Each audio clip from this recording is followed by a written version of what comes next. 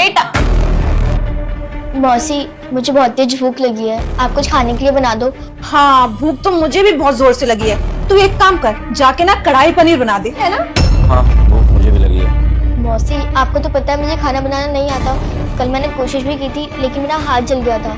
हाँ तो हाथ जल गया तो क्या हो गया, काम करना सीखेगी नहीं तो ऐसे ही हाथ जलेंगे।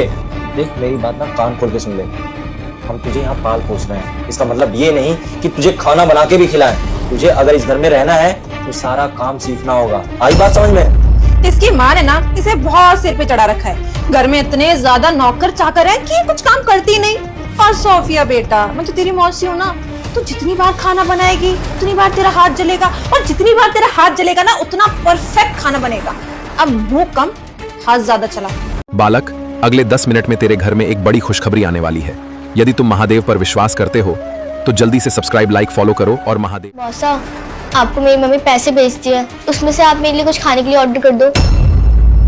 आजकल इसकी जुबान कुछ ज्यादा नहीं चलने लगी है। ये सब तुम्हारी गलतियों के कारण हो रहा है, इस पे कंट्रोल नहीं रख रही हो। अब पूछो इससे। एक मिनट, पहले तो ये बता कि तुझे कैसे पता चला, और तेरी माँ कौन सी करोड़ रुपए भेजती है? कुछ रुपए भेजती है, और वो सारे के सारे रुपए ना तेरी ट्यूशन फीस में चले जाते हैं। हम नहीं खाते तेरी माँ के भेजे हुए पैसे, समझ गई? मौसी, आपने मेरे साथ बहुत गलत कर रही हो। अगर मम्मा को ये सब पता लग गया ना तो वो ना आप दोनों को छोड़ेंगी नहीं।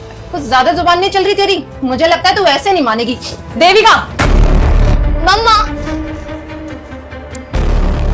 अरे दीदी, आपने आने से पहले बताया नहीं, अगर बता देती तो खाना बना के रख देती मैं, है ना? बिल्कुल सही कह रही है, अगर आप पहले बता देती तो हम तैयारियां करवाते घर में। सही कहा सतीश तुमने, तैयारी करते कि ये सारा सच मुझसे कैसे छुपाना है, सोफिया को कैसे धमकाना है कि ये मुझसे सच ना बताए, है ना?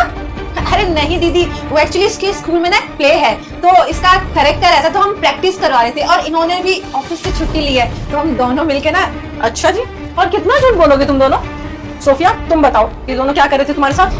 ये लोग मुझसे घर का सारा काम करवाते हैं और मुझसे खाना तक बनवाते हैं। कल तो मेरा हाथ जल गया था, लेकिन उन्होंने बोला जितनी बार तेरा हाथ जलेगा उतने अच्छे से तू खाना बनाना सीखेगी।